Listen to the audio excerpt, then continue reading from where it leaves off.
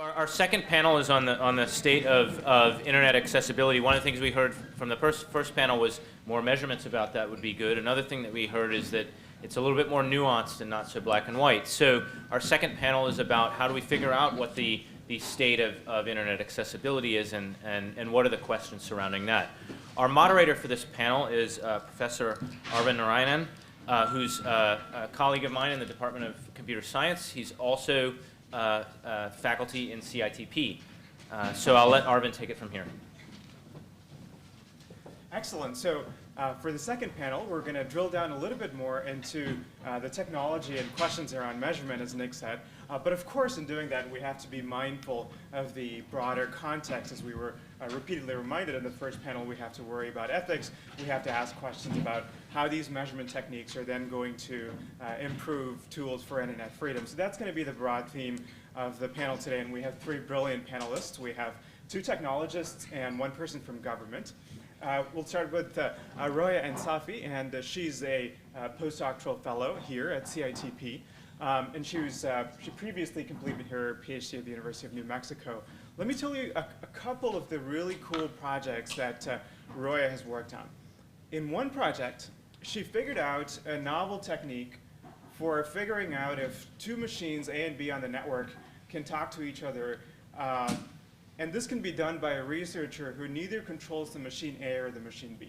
And this involves some really clever ways to exploit sort of side channels in the networking stack of common operating systems and so on. So that was one project that I loved a lot. And then another project in collaboration with researchers at Citizen Lab in Berkeley was basically reverse engineering China's what they call the Great Cannon, which is a man-in-the-middle tool that China uses as sort of an offensive technique to complement their censorship efforts. And this really improved our understanding of the situation there, and it led to coverage in the New York Times and just about every other publication. So welcome, Roya. Next is Alex Halderman, who is a Princeton alum and a CITP affiliate, and is now a professor at the University of Michigan. And Alex has worked on an extremely diverse array of topics. I was just glancing at his CV, and he says, and I'm going to embarrass you, Alex, that you've worked on software security, network security, data privacy, anonymity, surveillance, electronic voting, censorship resistance, DRM, computer forensics, ethics, and cybercrime.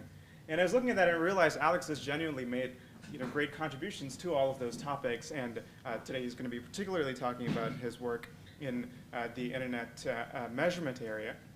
And what was really cool, I think, about Alex's work is it was just a game changer. I think he's going to say a little bit more about his tool called ZMAP that he and his grad students built. But what ZMAP did with a little bit of clever research and engineering was to allow you to scan the whole internet, the whole IPv4 space on a single computer in 45 minutes. Right? This was a total game changer. We think of the internet as a big and confusing and scary place, but with these measurement tools, you can get a very comprehensive picture of it. And then we have Steve Schultze, who is visiting us from the Department of State, where he leads the internet freedom efforts. He's in a grant-making role. Now, many of you may be aware that Hillary Clinton set a priority for the US in general, but also for the State Department, to make worldwide internet freedom an important goal, and Steve sort of is in charge of putting that into practice at the State Department. But that's not the coolest thing that he did. The coolest thing that he did was that he was previously the associate director of CITP here. So we're very glad to have him back. And previously he was at the Berkman Center, and he got a master's from MIT. Okay, so let's turn it over to the panelists. Let's go in this order. Let's start with Roya and hear about what each of you has done and your perspective on the whole problem, what some of the challenges are. Perfect. Hi, everyone. I hope you had a great time so far. As you can see, detecting network interference around the world is becoming more and more important. And not only we heard it here, we have been hearing it for the past years. And there are so many papers and publications about it. But I want to start by giving a little bit background for policy people especially, that how internet measurement community is collecting data related to detecting internet interference around the world. So first of all, I can divide these efforts into three categories. We can send tech guys or activists that are trained to different countries and ask them to let us know what's happening there. And this is commonly used for countries that are more open-minded. Tech guys can go and collect data. The other approach that currently is more common is we actually send Raspberry Pi or a small little tool that we can actually schedule measurement on them, and we send them to different regions, and activists who receive them plug it into their Wi-Fi, and therefore from here we can run measurements. Or also we can use some distributed research networks that we have. For example, if you all know about Planet Lab, is a group of researchers and university affiliates that they actually run machines in their university, and they let other people around the world to use this distributed measurement platform to explore what's happening in internet. Obviously, it's a very, there are two groups right now that do a great job that I want to appreciate their efforts. For example, UNI and ICLab, they are doing a great job in sending these Raspberry Pis and collecting measurement. And the third method, which we in Princeton, Nick Fimser and Ben John and I, and with our collaborators in UC Berkeley are trying to do is how can we remotely measuring internet interference between clients without actually engaging end users? We just look at the infrastructure, routers, or DNS open resolvers to understand what's going on.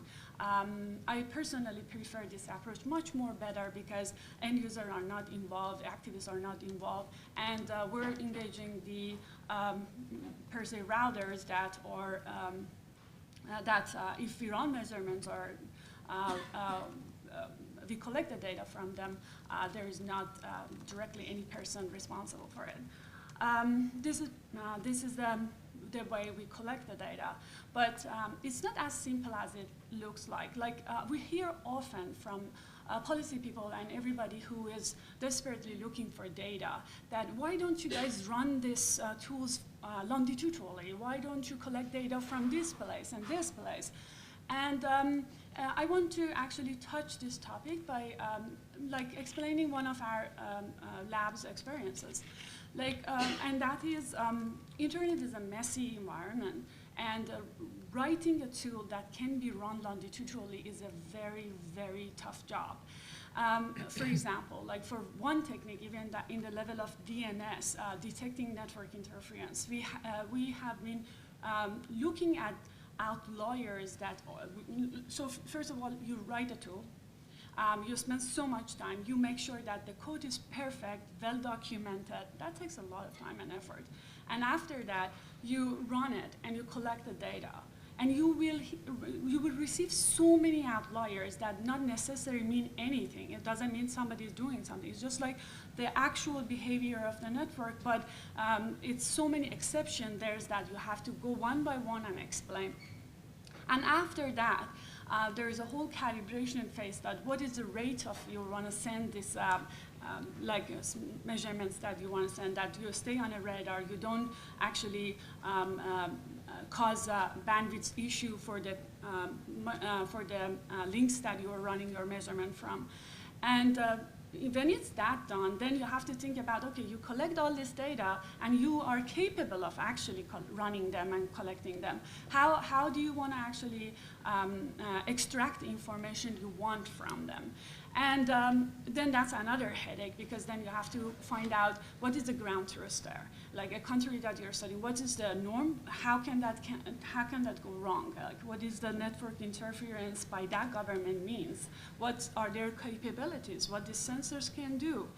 And after you do that, then you have to visualize it, because then at the end you have to sell it.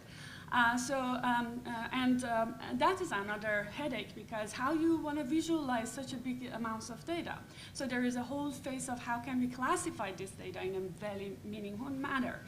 And all of this steps that I mentioned is not that important to companies. So who is going to do it? It's going to be a group of NGOs and academics who do that. And who are going to be these people? Are going to be the group of developers and students and faculties that are going to mentor the project. So as you can see, obviously, collecting a longitudinal data is very important, but it requires a lot of community support. And especially when it comes to students who are developing the softwares and not ending publishing anything for the whole 3 years. So that's another headache that we have right now. So this is like how we do collect the data, like how at the end the data is prepared. Next question is, okay, we visualize the data, but there's a big thing left. What does this data mean? And obviously, it differs based on country to country. You observe outlier, like abnormality in the data, and you know that it's not something that can happen just by chance or whatever. That is that. And then you have to explain it. Then why this is being observed. And this is very different from country X to country Y. And then you have to go and engage domain-specific people. Like ask them that, hey, in your country, this is what we are observing. How do you explain it? Can you explain it to us?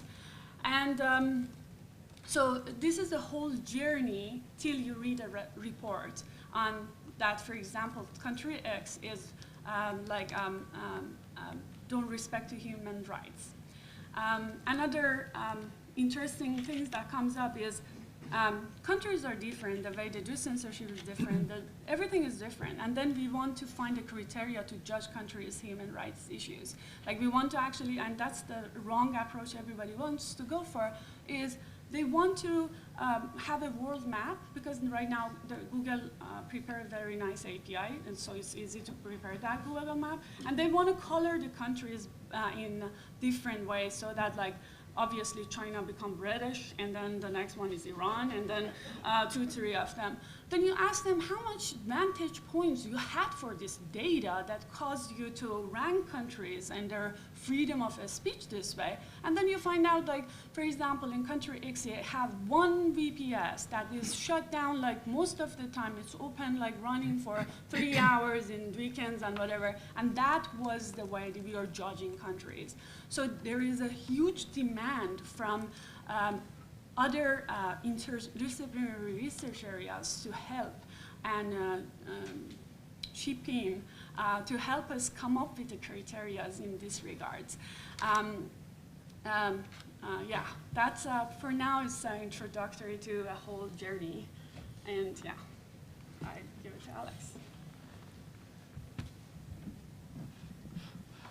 All right, well, I think it's abundantly clear that the best way that we as a field can advance censorship measurement is for some great institution to hire Roya and continue to employ her along these lines, because it's absolutely wonderful, and thank you for the great introduction to this area.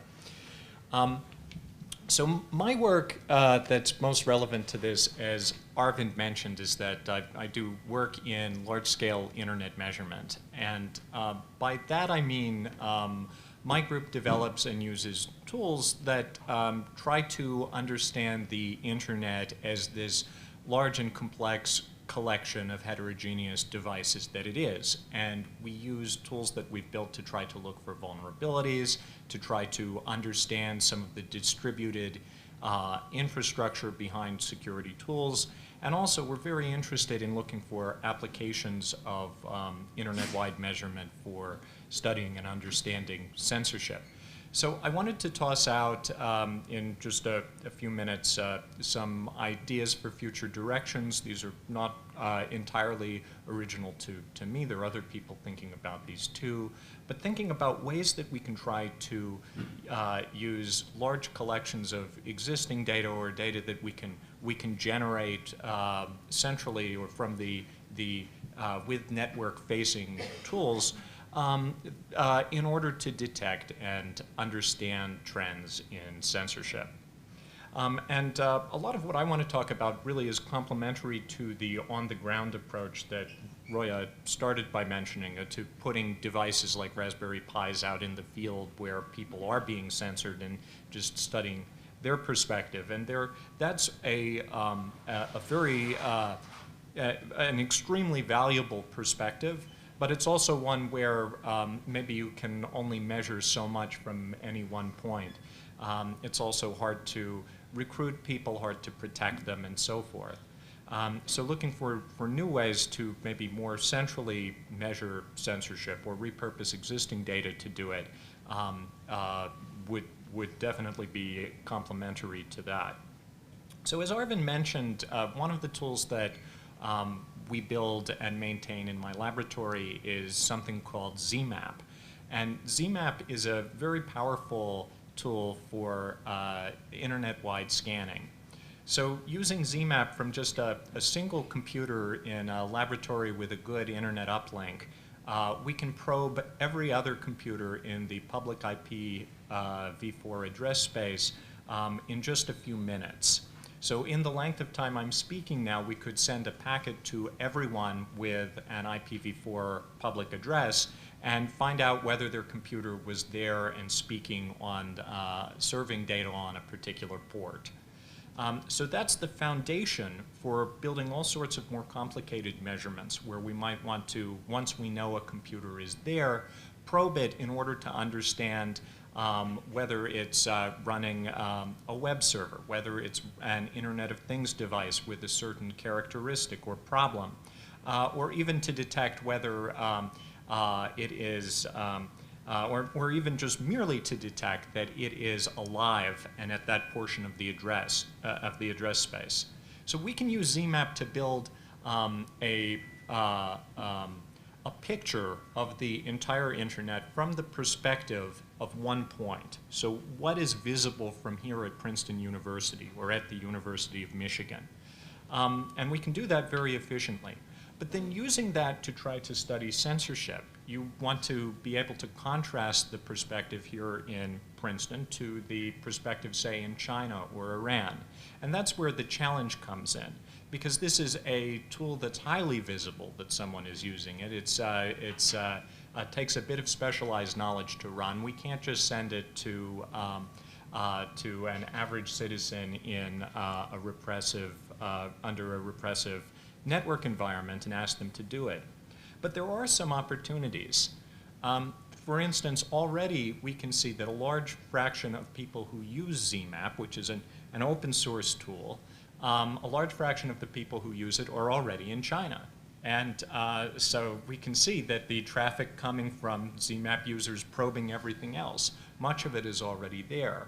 So it's not out of the question that we could get good ZMAP data from people in China, maybe even collaboratively with researchers there who want to study other things, and then use that data indirectly to basically look at the difference. What is visible there, visible here but not there, can imply some things about what is missing and what is censored.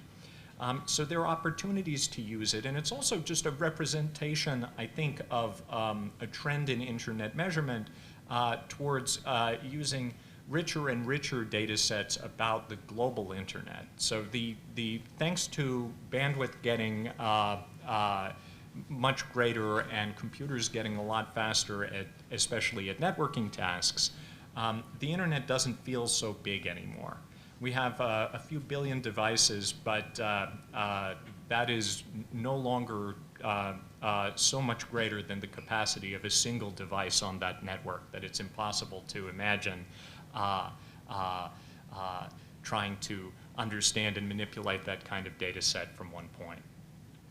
So beyond that, I want to make a quick plug for a tool that we're introducing on Wednesday, I suppose, at the ACM CCS conference, which might be useful for researchers, including people in this room, which is that although internet-wide probing currently is a rather specialized research skill, that there aren't that many groups that have the capacity to do very well right now. The actual data we collect is stuff we can share with everyone else. And this week we're introducing essentially a search engine that's based on data we've been collecting with internet-wide probing over the past several years. And this is going to be available to the public for non-commercial use for free. You can use it to digest, analyze, map, graph the model of the internet that we've been constructing. So essentially taking this view of the network, constructed from internet-wide scanning, putting it in a box, and then letting other people use our, say, scale model of the internet to ask the same sorts of research questions. So this is going to be available very soon. It's a new tool called Census. But then beyond scanning, there are many other kinds of data sets that we could be using to try to understand trends in censorship. The question really is, who else already has the data that we can use to look for fingerprints of different kinds of filtering and repression? So thinking about people who have access to or visibility into large fractions of web requests, for instance. There are companies like CDNs, like large DNS providers, Google and Facebook with their analytics tools and like buttons, even advertisers, right? Think about all of the different sites that a large advertising network touches with its page views.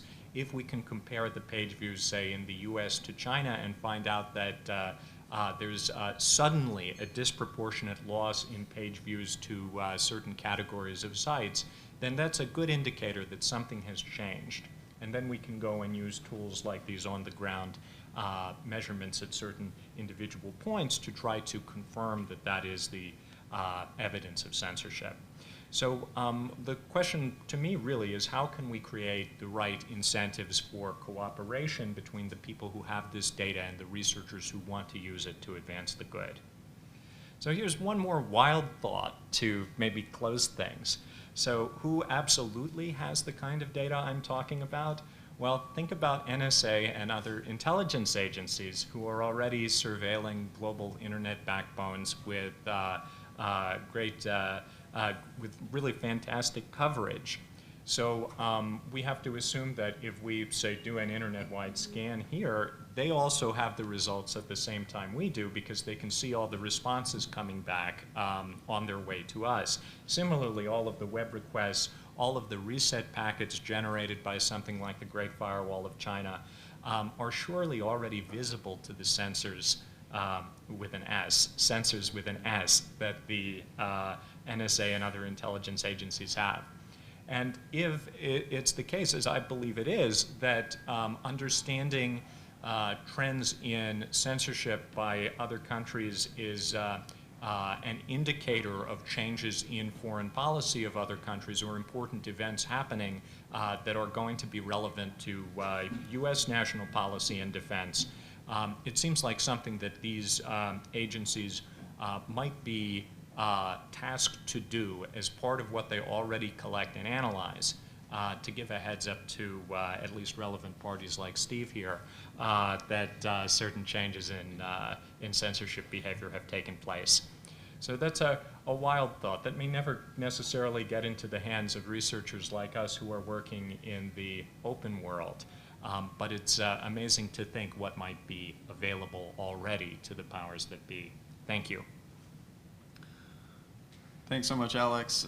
Thanks for that fascinating toss, which is very useful to hear and very interesting, and about which I will comment not at all. But it's very, very interesting to think about, and I would welcome more thoughts on that issue as well. On that note, I will also say that I'm happy to be here to talk about my experience working from the U.S. government perspective, but everything that I say here is my personal perspective, not the views of the U.S. government. That being said, hopefully some of my experiences are useful in helping you understand what the brain-dead policymakers are up to.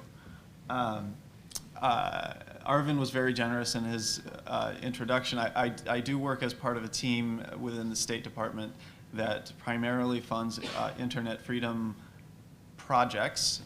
Some of those are anti-censorship projects. Some of those are secure communications projects. Some of those focus on digital safety and helping advocates and others to embrace better digital safety practices. And some of those focus on supporting local advocates and activists.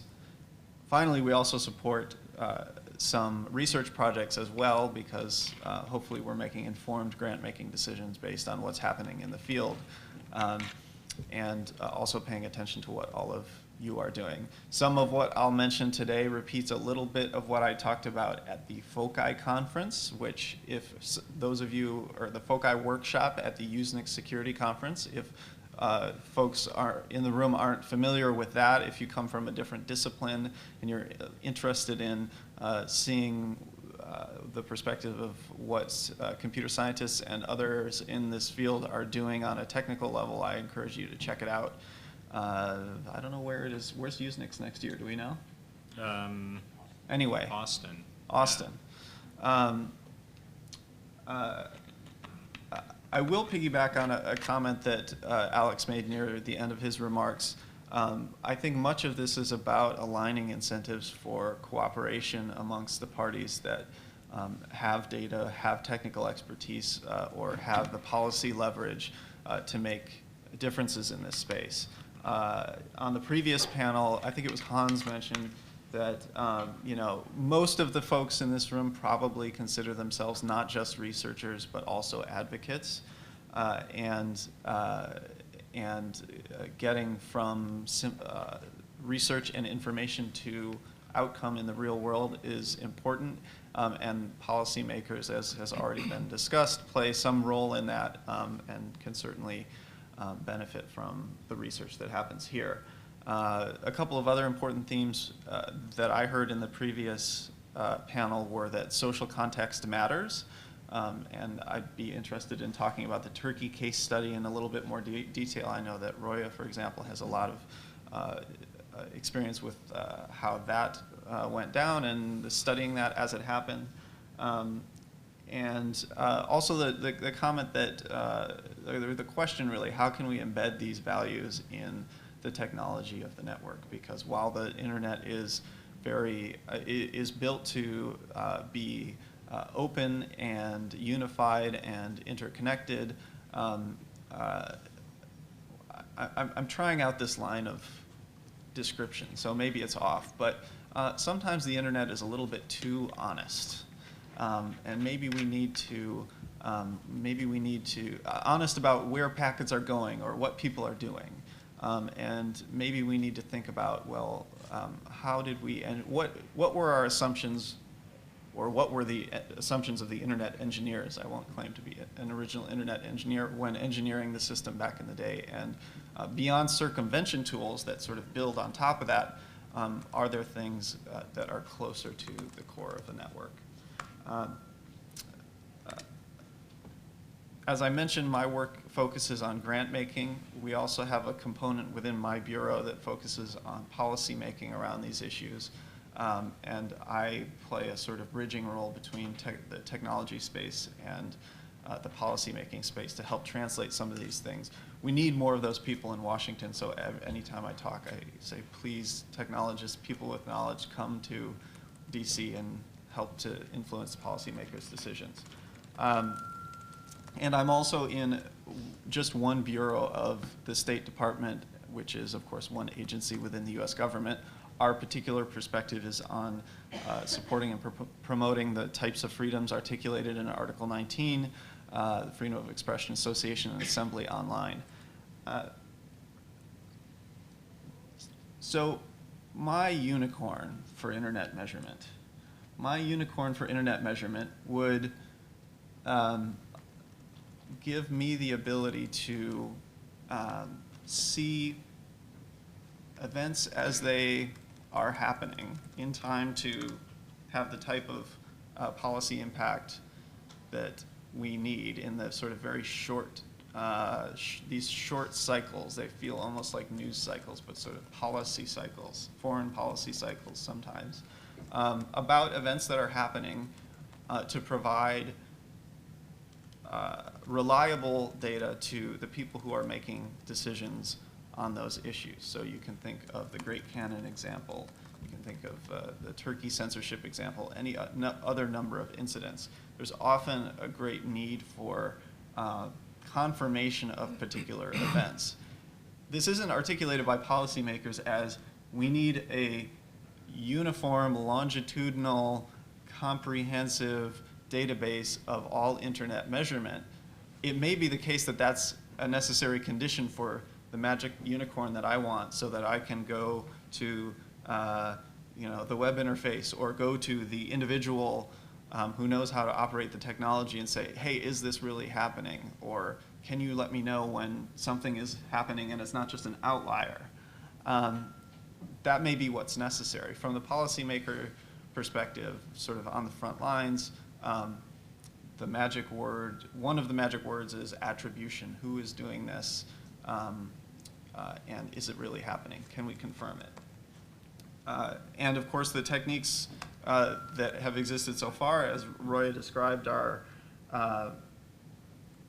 well, first I'll say we still face the same general problem that I understand folks faced when they first started doing this type of work. It was people with I think it was people at Berkman, people maybe with part of the larger OpenNet group back in the day, making long-distance phone calls to China in order to try to access web pages to verify whether or not particular things from the perspective of Chinese individuals were blocked. We still face that same type of dilemma today, and the approaches that Roya described and the tools that Alex described in terms of scaling that up are maybe opportunities to make that easier and more straightforward, but it's still a challenging issue. So we can send in people with probes, researchers deploying them, or take a sort of crowdsourced approach. The Herdict tool is an example of that, sort of is it just me, or is it down for everybody type of approach. There are existing data points, commercial data points. For instance, when a couple of these censorship events happened, the folks at Renesys/Dyn have done a lot of interesting, useful blog posts about internet uptime and availability, not necessarily its granular level protocol or service access. But those were useful, and I was printing those off and putting them in front of policymakers and saying, look, this is a real thing. Then there's the whole sphere of sending cheap probes into the country, the attendant ethical questions, et cetera, and creative external measurement approaches about which others in the room know a lot more than I do. So I agree with Alex that one of the questions is coordination and cooperation amongst the groups. I know there's already a lot of effort going on in that space. It seems like there's more potential behind what is already being gathered and some of the ideas for how to gather than we've realized so far. And it's an open question whether or not it gets us there. Let me mention briefly, just to sort of shake things up a little bit from our focus on country level filtering of individuals in countries, the Great Canon example that I know a lot of folks in the room worked on. So for those of you not familiar with it, as described and alleged in the Citizen Lab report, there was a massive distributed denial of service attack against some activists that published information about Chinese censorship. So it's kind of a meta attack, really. It's an attack against anti-censorship advocates in order to censor them, essentially. But this was not a filtering attack from within China. It was an attack on their servers, the services, the US-based services where they were hosting their content in the United States. And you can all go read the Citizen Lab report, which is very descriptive and very helpful. Long story short, it was a creative and disturbing new approach to trying to control information by not just distributed denial of service attacks, which we do see frequently, and which my bureau my bureau funds projects that help protect activists, websites, and services against traditional distributed denial of service attacks, but a repurposing, as is alleged in the Citizen Lab report with quite a bit of documentation, of the censorship architecture, or at least things that sit very close to the censorship architecture, performing proactive attacks by hijacking user connections into the country. But how did we know what was happening there? I mean, this is a measurement panel. How did we know what was happening? Well, the individuals being attacked realized they were being attacked and started reaching out.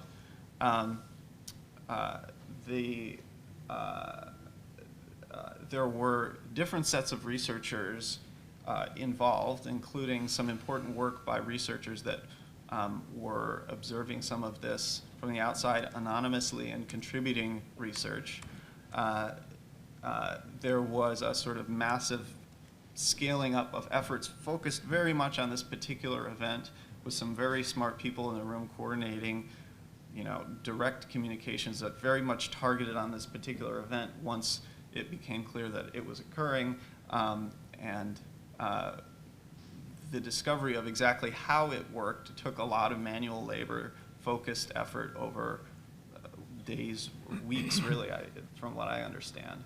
And there was also some fortuitous reinforcement of some of the findings from industry. So for instance, Google posted a blog post saying, yes, we are in fact seeing the same thing through the lens of our automatic web scraping tool that we use for ensuring safe browsing for testing for malware. It had the side effect of gathering enough data, and once we saw these reports of what was happening and we could look at our data from that perspective, we saw, oh my goodness, this is really happening. This is really something new and significant. I think the theme there, though, is that this was a very discrete event that occurred, and many people mobilized in order to measure it at the time.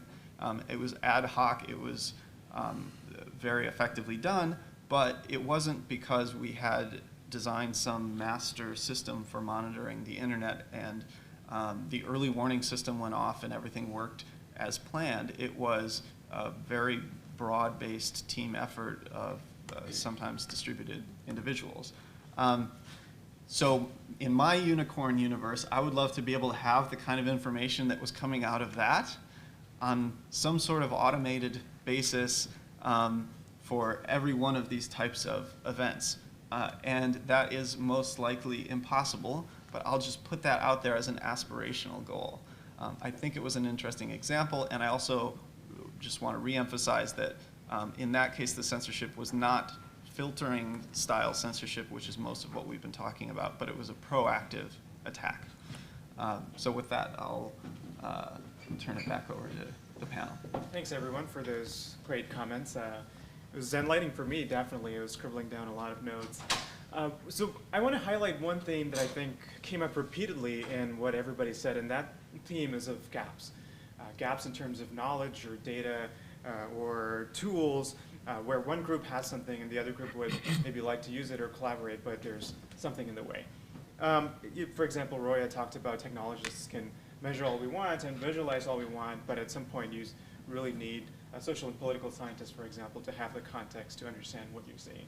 And I just want to list the different groups of people that were mentioned in these few remarks, and it highlights how many disparate groups are there and the need to work together.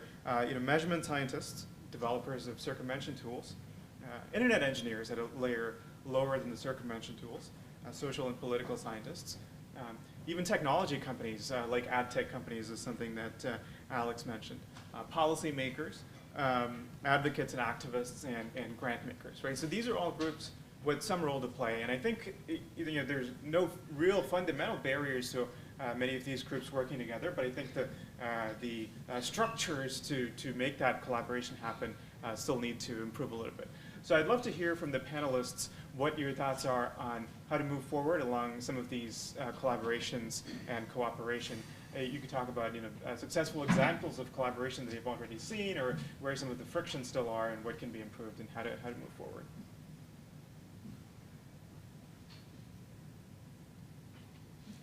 Should I? Nobody wants to go first. Yeah. I'm happy to jump in, but I've Yeah. talked enough.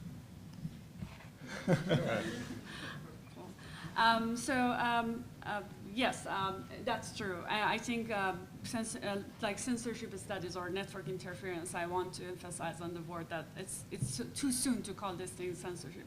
But network interference is a fundamentally interdisciplinary field. It's really important to recognize that none of these researchers by themselves can actually say so much. But when they gather together, they make a very, very meaningful contribution. We have a huge support recently from different organizations for NGOs. Like we have our activists or our tech experts, open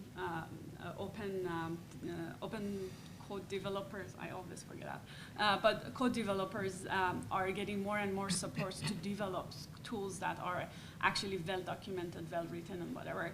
And these are all good stuff because OTF has been funding a lot of gatherings in which there is interdisciplinary people sit together, and then I would say that, hey dude, why this code is really hard, and he would explain to me the details, and then I know, okay, and then there is another activist there and just said, hey, you two, I really need you two to work on this problem. So then we find the right problem to work on. For people who may not know what OTF is, would you mind saying Open, this? Open Technology Fund, I'm really bad. Yeah. which is complementary to what the State Department does in this space in many ways. Exactly.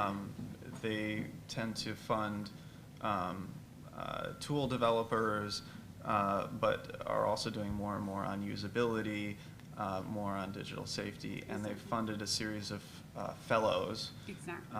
for various purposes. And so if you are in the looking for money space, Open Technology Fund is one place to look for money. Mm-hmm. And also collaborations. They do a lot of this kind of work. Exactly. Also, Citizen Lab. Citizen Lab also is an interdisciplinary laboratory, which their goal is actually to produce reports on different countries when the freedom of expression is jeopardized, or when there is like a sudden event is happening. For example, Great Canon was a discovery, like not a discovery, but the work, it was a collaborative effort which was which become emphasized by Great Canon, by Citizen Lab helping from their journalism's part. Basically my point is like there are huge efforts, but these events are time consuming as well, because from internet measurement community we are stuck with so much things to be done and so much coding and cleaning up data and whatever, and at the same time attending all these events is also a matter of like issue. So, but still it's good that we have them. So. I think Steve made the point that many of the people in this room working on this problem are simultaneously maybe researchers and advocates. And I think that's maybe one of the challenges to greater collaboration in the data space. For other kinds of measurement that we do, where it's maybe about spotting performance issues or security problems, the case we can make to businesses who might have that data, to people in industry to share it with us for study is relatively easy to make. Making the case that there's a business reason to share data that might be revealing filtering or censorship is a little bit harder, because many people don't feel as passionately about this topic as we do. So maybe one thing we can do is try to think of ways to make that case, right, in terms of the value of the internet ecosystem remaining open and unfiltered, in terms of the customers that websites and advertisers are losing directly to censorship in terms of maybe there being funding available specifically for acquiring data commercially in this, for this topic. So there may be things we can do to try to bridge that gap, but I think we might have to start being more aggressive and creative on that front. Yeah, I think that's very perceptive. And let me speak to that through the Turkey filtering example that was discussed in some detail on the previous panel. There was one particular inflection point. I'm looking around for Zeynep so she can correct me whenever I inevitably say something wrong. Okay, so there was an inflection point around local elections, not elections, not national elections for prime minister or president, but there was an inflection point around local elections where, and I'm getting to the collaboration point, trust me, and the commercial data providers. There was an inflection point where, as the election approached, social scientists, political scientists who were keyed into what was happening locally said something interesting could end up happening here. And when something started happening, something interesting is happening here. Hey, technologists and others, you need to pay attention. To an outsider, these elections, we wouldn't necessarily be paying especially close attention to these elections, but because of the specific circumstances in Turkey, and this gets to what was discussed quite a bit, I think, in the last panel about country context, and even within country context, the specific political context, these elections were seen as a proxy for endorsement of the ruling party, and there was a strong interest in, even though the outcome did not matter, the outcome, strictly speaking, of the elections didn't matter as much, there was a tremendous sort of image political outcome, and it was the moment at which, or a moment at which the Turkish government decided to start aggressively censoring Twitter in particular, YouTube as well. There were several other sites. But the social scientists knew that it was an important event, and that collaboration, the existing lines of communications, social scientists and political scientists knew that it was important, and that collaboration was important, and the technologists were able to ramp up early on in the process. At the same time, commercial companies like Renesys, at the time they were Renesys is now part of this company, Dyn, were doing internet monitoring for their commercial purposes. They essentially sell data about internet accessibility and outages, at least at the link layer or at the highest layers, or low, at the BGP layers, we'll say, at a minimum, and then they do some additional testing. In any event, they essentially had a blog, and I think this also gets to the journalism point, sort of explaining what's going on to the general public. They have a blog that a lot of you, I'm sure, have seen posts from, where they talk about internet outages and put it in the context of what's happening inside the country often, which, as far as I can tell, is kind of a just sort of corporate social responsibility, social good benefit to the world, and maybe it benefits them from a marketing perspective as well. But they're not necessarily making money off of this blog where they describe these sorts of things. But it benefited them more broadly to describe this. And during the Turkey outages, they did some significant reporting on what was happening that contributed to those efforts. I think that entities like that that have aligned purposes, where we can make the case that there's a good business case for getting involved in this space beyond just your commitment to Article 19, if you've ever heard of that, I think there are real opportunities for collaboration there, and indeed possibly funding in the right structure, in the right way, that if the USG is allowed to fund people that are also doing commercial activities, blah, blah, blah. But there are ways that we can do that, especially when there's a strong case to be made for how this benefits the community as a whole. So I think there are real opportunities there. Also, to echo something that I think that Nick said at the end of the last panel, the mechanisms for control are shifting. We see that both in the case of the Great Cannon attacks that are proactive attacks.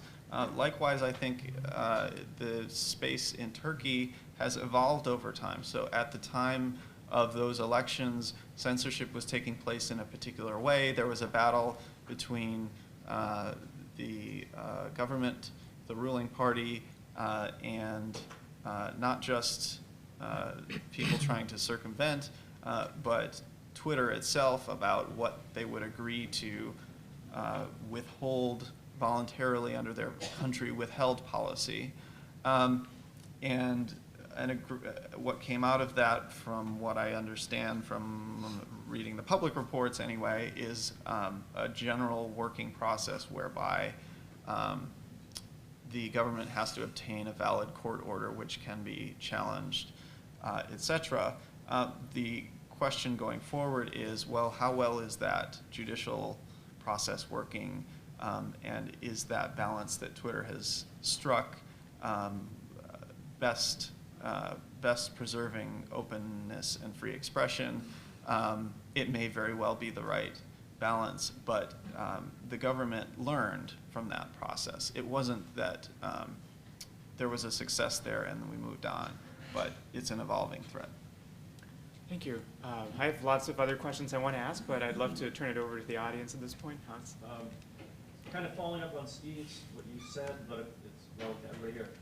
You described a situation where there's multiple measurers out there, each with somewhat imperfect tools, each trying to figure out the anomalies and so on, which raises coordination issues among the different entities, which is both a technical coordination, technical integration, a social coordination, interorganizational stuff. Is that happening? Is this well known? Is it being developed? Are people studying it? Are best practices being developed here? Or is that an area that merits, would be right for further investment in problem solving? I think Roya can answer that better than I can. I know there are a lot of workshops and things of that nature that are going on among the measurement community. If you have questions about funding, I can answer those.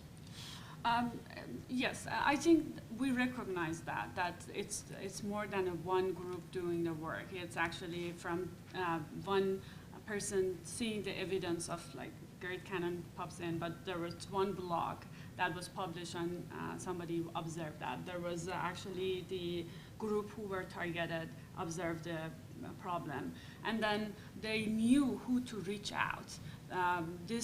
By the whole Great Cannon incident, it's not by accident become such a big deal. It's actually a right people with the right amounts of experience put their efforts together. Why? Because they all knew each other. They have been meeting each other in a previous, for example, Citizen Lab, summer institutes, and so therefore, when the event happened, the right people connected to the right people, and therefore the whole Great Cannon become famous, so that people understood that the Great Firewall work is not anymore just like an arm race between like circumvention tools and the government of China. Actually, they're raising their games to another level. So, I think we know that, but it still is not enough. We still have to give a lot of money and funding to people who are trying to make this kind of efforts public, like, for example, who are trying to bring transparency to internet interference around the world, because it's a very cumbersome job, and it requires a support. And yeah, I see a lot of interest, and I see a lot of organizations supporting it. Like 5 years ago when you went, I heard from people that when you brought up the whole idea of censorship, measurement, and whatever, it was a question even among big funding agencies in US that this is not a computer science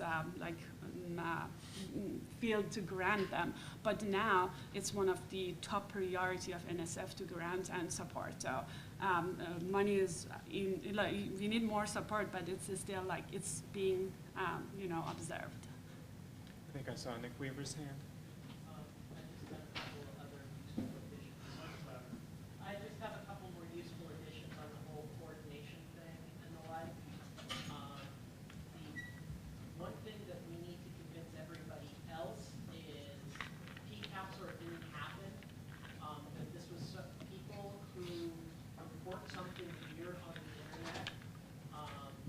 You have people who know enough to run packet capture tools and don't provide the packet captures, and it just drives us crazy.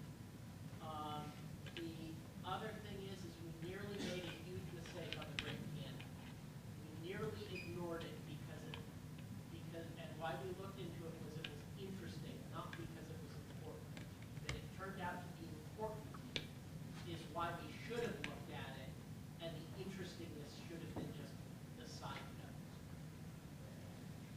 Thank you. I saw Jacob, and then we'll come to you. I know a lot of software packages these days report back on the data that the user uses in analytics and diagnostics. Things like Microsoft will do that, and browsers will do that. Would it be more practical or useful to package internet censorship detection with these software products? Have everybody, so obviously if you don't want people, a lot of times if one person's running this product, they can be targeted and easily found, especially if they're using something like ZMAP where it's very clear that they're using it. But if you were to package it very commonly with Microsoft, with Windows, or with the Google Chrome browser, then it would be something that you couldn't be able to target everybody for doing. Is that possible? Should I? Please summarize the comment. We didn't hear it in the back. Okay, he's asking why don't the circumvention tool designers add internet censorship measurements inside their tool, or can't we just have a browser that is obviously capable of detecting internet censorship, and why not we are not doing it now? So I can add, if you. I mean, it's really dangerous to do internet censorship studies in some regions. Like, for example, if your browser at the same time is trying to see whether website blog is being blocked or not, and that is under the governments of that country's radar, so then you're releasing who you are and what you are looking up. So it's something that it cannot be done in a way you're describing unless there is an ethic issue is being resolved. So we have to, it's not a simple problem, why don't people opt in and do that? It's a lot of ethics issues that can be jeopardized in that way. I mean it as an opt-out thing, where suddenly as a package, suddenly every single person in the country who's running Google Chrome is suddenly doing this, then wouldn't it be infeasible for them to target every single one of those people? Well, actually, so, I think it's a really nice idea if you could figure out the right way to do it, because among other things, a feature that would be extremely nice to have in just your stock version of Google Chrome is a way to be notified if the site you're visiting is inaccessible due to censorship. Because in China, the experience is often that the just web browsing has been degraded in ways where certain sites you want to visit just work intermittently or don't work very well or are extremely slow or are partially broken. And something akin to safe browsing that tells the user, well, you're having a bad experience here and it's because of the national firewall. Would be fantastic. So maybe there's a justification for serving users in those countries by doing at least some amount of measurement to determine or detect if common sites are broken for that reason. The hard thing is obtaining the data, and while probing maybe wide-scale probing from browsers within countries would be too difficult. Maybe there's some, or too dangerous. Maybe there's some kind of telemetry that browsers could report back that would still be useful. I'm not quite sure how to strike the right balance, but that sounds like a great problem to think about. Let me add one half snarky comment before going to the next question. If your YouTube video is ever slower buffering, Google will say, "Is your video buffering? It's because we don't have net neutrality. Click here to do something about it." So maybe there's some evidence that Chrome might be willing to ship something like that. Right, if only we could get to YouTube in the first place. Question in the back. Could you speak up, please?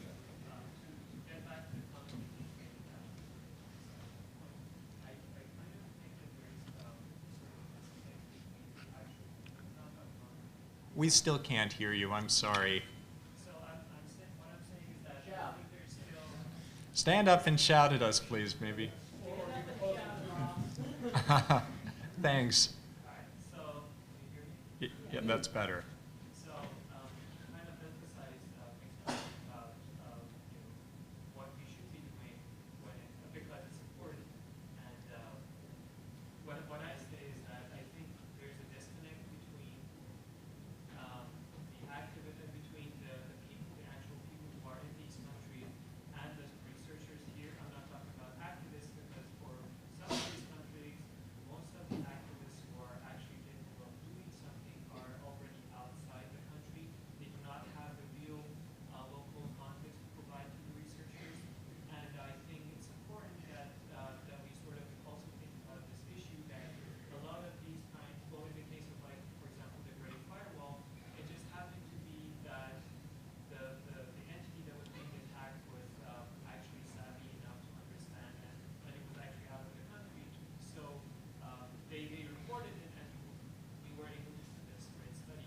By the way, that it's amazing. But there are a lot of things that are happening within these countries that the people see, but are either discouraged to sort of share with the outside world, or don't really know. They don't find an outlet to sort of speak about an issue, and they don't really have they can't really have their voices heard.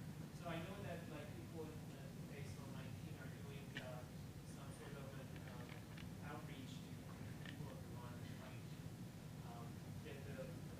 get more context from the people of more interested in knowing a little bit more about that. But I don't think it's being done enough in any of the other areas. We're mostly focusing on the activists, it's the people whose information actually matters, and we're not really hearing.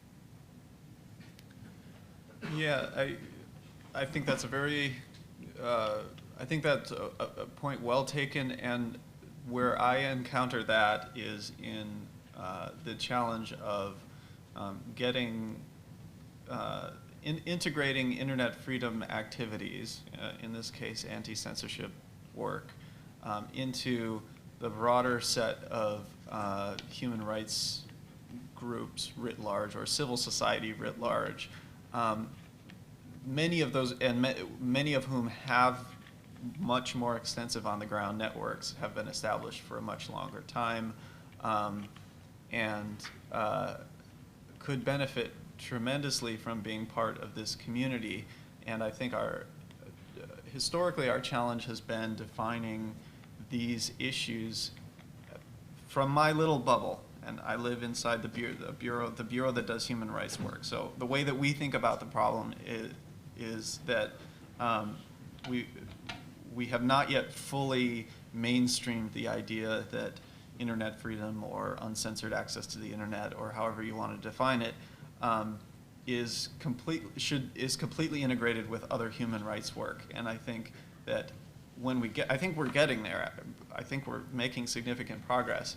But I think that's one channel for connections with folks who are on the ground in these countries. Now, in particularly repressive regimes, as soon as people get active to a particular level, they tend to be not welcome in their countries anymore, and that is one problem we face.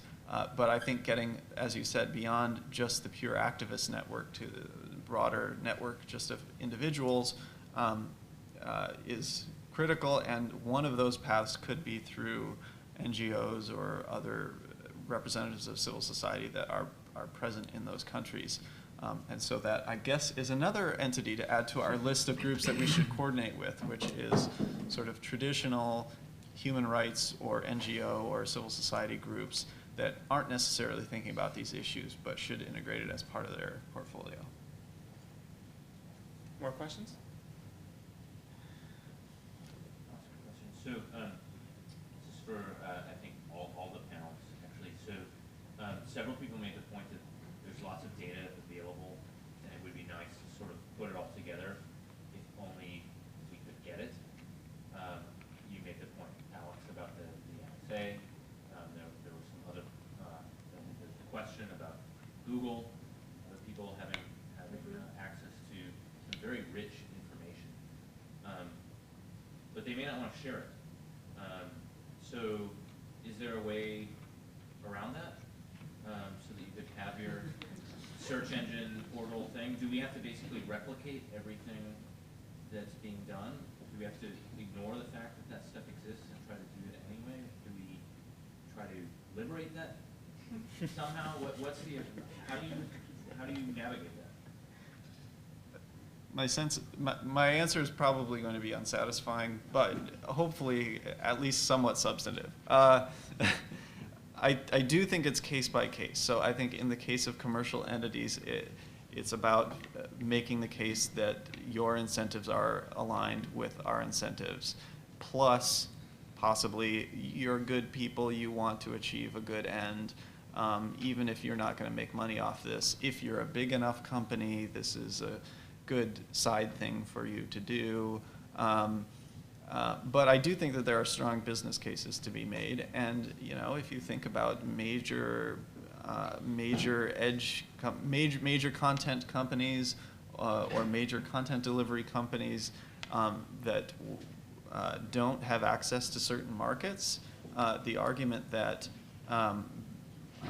sharing their data and collaborating with others could help them find ways to access those markets or better understand other markets could be persuasive. I think that, combined with a bit of good Samaritanism, is one combination in the commercial space. And the third would be buy it, if they're willing to sell it. And maybe combine all of those to get a good price or something.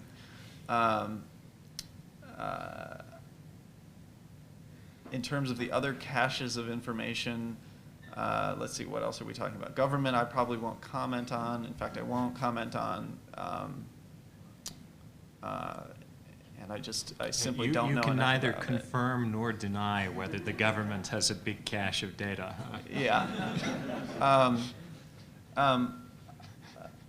But I will say more broadly on that issue, I think that the U.S. government and a lot of other like-minded governments think about things in terms of sort of buckets of policy equities. Equities is a real DC term, but what policy issues are important to us? And yes, national security, law enforcement, et cetera, are very important. But that doesn't mean that human rights, freedom of expression, consumer control over data, consumer freedom to access information is a non-policy issue at all. In fact, I think if you look at a document like the President's international strategy on cyberspace, you see very strong statements about what they call it internet freedom explicitly, and talk about those issues, and a series of other equities. We haven't even talked about cybersecurity, and I don't exactly want to go down that rat hole. But when it comes to government decision making, those arguments can hold weight. They have to be considered in light of the other policy equities as well, but there are cases to be made there. Not terribly satisfying, I'm sorry. Alex or Roya, any thoughts on how to liberate data? So I'm from Iran, so I know that the government won't sharing data with me, but so I never think about getting data from, for example, government or companies or whatever. But my comment is, I care a lot about how the data is gathered and like how, what techniques has been used. So basically just by receiving the data, I won't be happy about it. I want the transparency of the details and what is the data is coming from and how like the details. And after that, then I will be really happy. Like if Google agree to release a transparency of how they're collecting and for example, uses the data, that is a perfect thing because it's so hard to actually do the gathering part of the data. But I'm very cynical in that regard, that not gonna happen, and so I won't even think about it. It fell off a truck. Yeah, very early on, yeah. So. Well, on that note of a mix between cautious optimism and somewhat cynicism, let's thank the panelists. Lunch is here and waiting for us.